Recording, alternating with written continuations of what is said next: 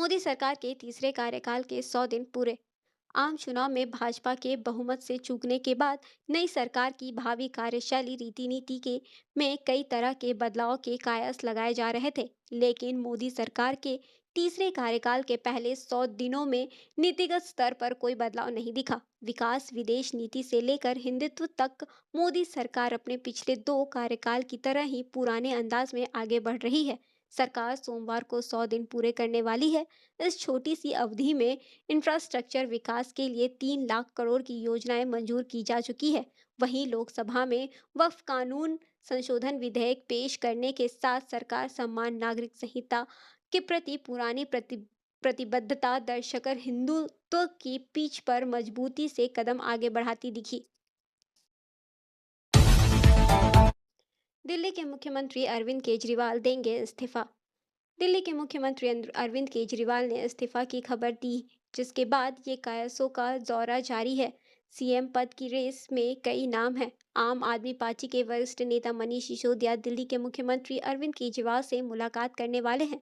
केजरीवाल ने एक दिन पहले ही घोषणा की थी कि वह अपने पद से इस्तीफा देंगे और तब तक मुख्यमंत्री की कुर्सी पर नहीं बैठेंगे जब तक जनता उन्हें ईमानदारी का प्रमाण पत्र नहीं दे देती।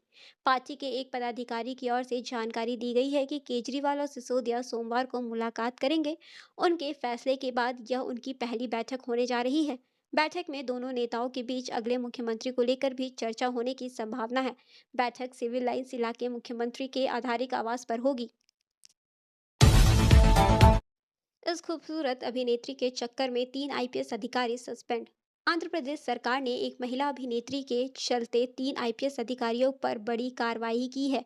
सरकार ने 3 अलग-अलग आदेश जारी करते हुए आईपीएस अधिकारियों को सस्पेंड कर दिया है। निलंबित किए गए अधिकारियों में एक डीजी रैंक के अधिकारी भी शामिल है। जानकारी के मुताबिक आईपीएस अधिकारियों पर यह कार्रवाई एक्ट्रेस को उसके खिलाफ दर्ज मामले में उचित जांच किए बिना गिरफ्तार करने को लेकर की है। आईपीएस अधिकारियों पर आरोप है कि उन्होंने मुंबई की एक्ट्रेस और मॉडल कांदाबरी जेठावनी को उसके खिलाफ दर्ज मामले में सही तरीके से जांच नहीं की और जल्दबाजी में उसे गिरफ्तार कर लिया।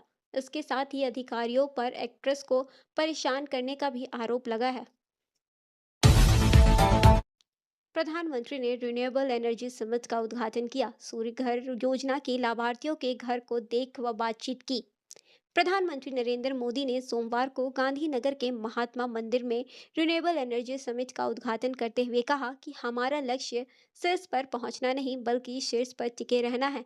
समिट को संबोधित करते हुए प्रधानमंत्री मोदी ने कहा कि उन्होंने विदेश मंत्रों को बताया है कि मोडेरा में सैकड़ों वर्ष पुराना सूर्य मंदिर है। इसके साथ यह गांव सोलर विलेज है।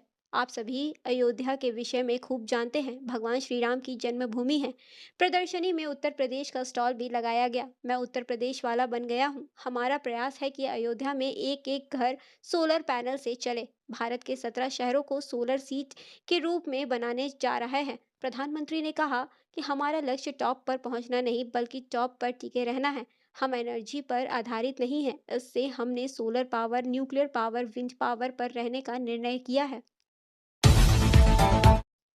सिद्धू मूसेवाला के छोटे भाई का वीडियो वायरल। पंजाबी गायक सिद्धू मूसेवाला 2 साल पहले हत्या कर दी गई थी। उनकी मौत से उनके टूटे माता पिता ने फिर से बच्चे के बारे में सोचा। सिद्धू की मां ने 58 साल की उम्र में आईवाईफी की मदद से बच्चे को जन्म दिया। 17 मार्च 2023 में उनको बेटा हुआ। उसका नाम शुभदीप रखा गया। अब सिद्धू के छोटे भाई का वीडियो सोशल मीडिया पर लोकप्रिय हो गया है। सिद्धू का छोटा भाई शुभदीप अब 6 महीने का हो गया है। अपने माता पिता के साथ मस्ती करते हुए उनका वीडियो सोशल मीडिया पर वायरल हो गया है।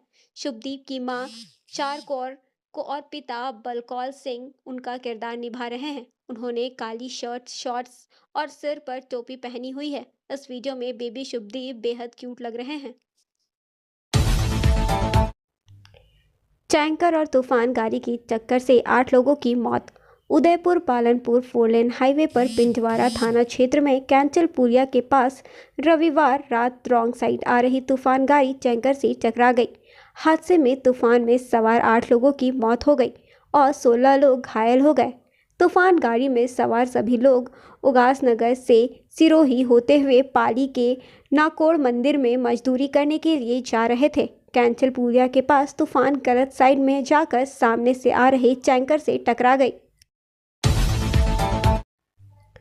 पटना सहित राज्य के 19 जिलों में आज भारी बारिश की चेतावनी।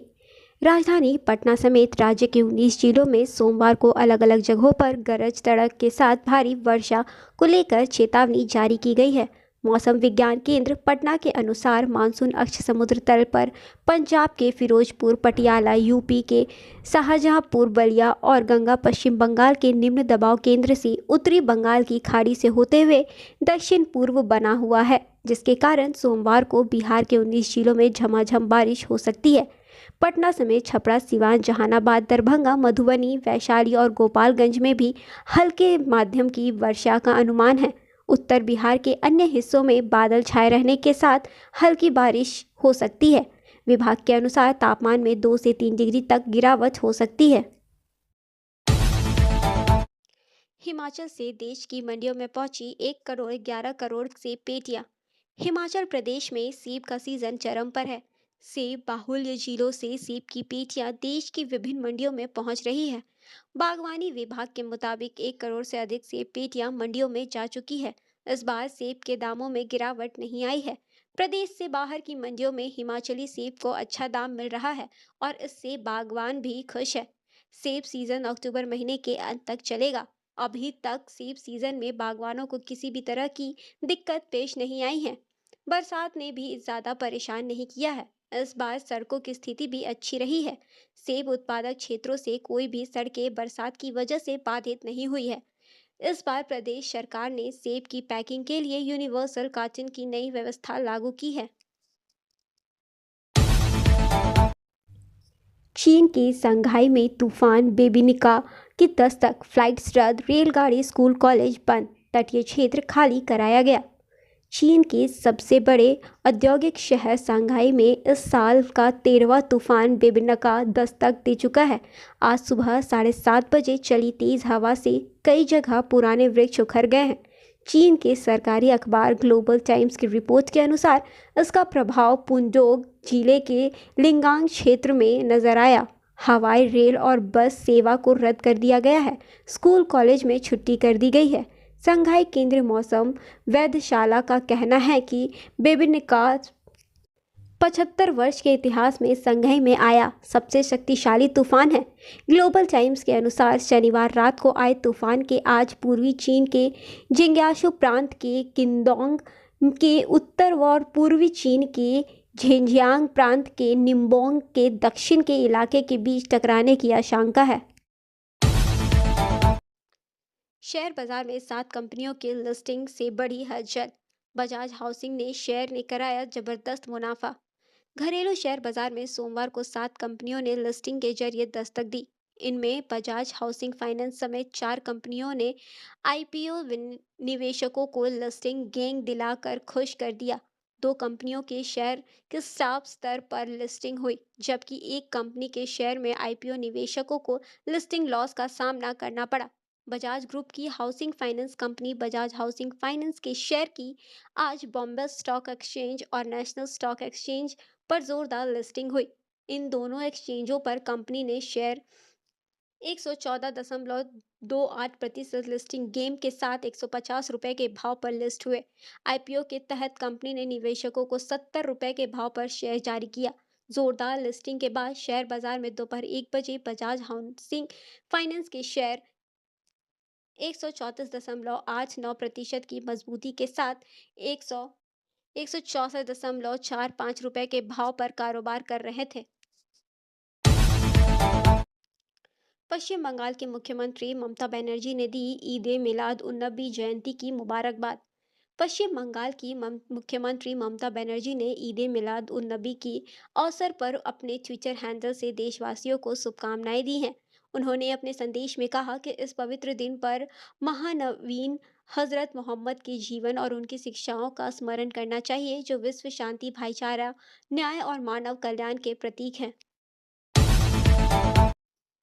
बॉलीवुड अभिनेत्री अनन्या पांडे ने वॉकर ब्लैकों के साथ अपने रिश्ते पर तोड़ी चुप्पी।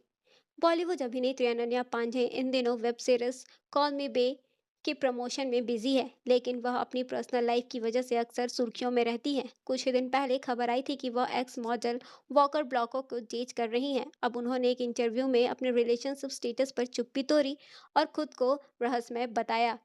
अनन्या पांडे को पार्टनर कैसा चाहिए? इस सवाल में उन्होंने कहा कि उनका पार्टनर ऐसा होना चाहिए जो उनके सपनों को सपोर्ट करे और उन्हें प्रेरित करे। उन्हें इस बात पर जोर दिया कि एक कामकाजी युवा महिला के लिए ऐसा साथी ढूंढना कितना मुश्किल है जो वास्तव में उसके सपनों को हासिल करने में मदद कर सके। किसी ऐसे व्यक्ति की तलाश है जो उसे हंसा सके और सबसे महत्व रूप से उसे एक अच्छा दोस्त। सरफरा बाजार में मामूली गिरावट, सोना और चांदी की घटी कीमत। घरेलू सरफरा बाजार में लगातार 2 दिनों की तेज के बाद आज मामूली गिरावट नजर आ रही है। इस गिरावट के कारण देश के ज्यादातर सरफरा बाजारों में 24 कैरेट सोना आज एक बार फिर 75,000 रुपये प्रति 10 ग्राम के स्तर से नीचे गिर गया है। सरफरा बाजारों में 24 कैरेट सोना आज 74,930 रुपये से लेकर 74,880 रुपये प्रति 10 ग्राम के दायरे से कारोबार कर रहा है। इस तरह 22 कैरेट सोना आज 67,790 रुपये से लेकर 67,640 रुपये प्रति ग्राम के बीच बिक रहा है। सोने की तरह ही चांदी के भाव में भी आज गिरावट आई है। कीमत में आई गिरावट के कारण दिल्ली सरफरा बाजार में आज चांदी की कीमत 51,900 रुपये प्रति किलोग्राम के स्तर पर पहुंच गई है। विश्वकर्मा पूजा 17 को मनाया जाएगा। अनंत चतुर्दशी और विश्वकर्मा पूजा 17 सितंबर को मनाया जाएगा। इस वर्ष भगवान विश्वकर्मा पूजा रवि योग में 17 सितंबर को है। इस दिन भगवान विश्वकर्मा को कई प्रकार के अस्त्र शस्त्र से शोभित किया जाएगा और पूजा अर्चना की जाएगी। लोग अपने ऑफिस, कारखानों, मशीनों, औजारों और वाहनों की भी पूजा करेंगे। इस जीवन में सुख, समृद्धि, व्यापार में उन्नति आदि का शुभ लाभ प्राप्त होगा।